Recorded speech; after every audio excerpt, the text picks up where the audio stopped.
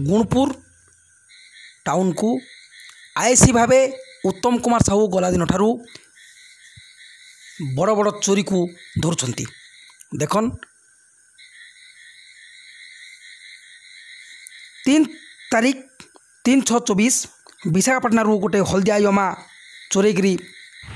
नाबालक पिला दुईटा आनी 17 तारीख पालाखुंडी गोटे धला टीवीएस आपोची को बसस्टाण पाखु आनी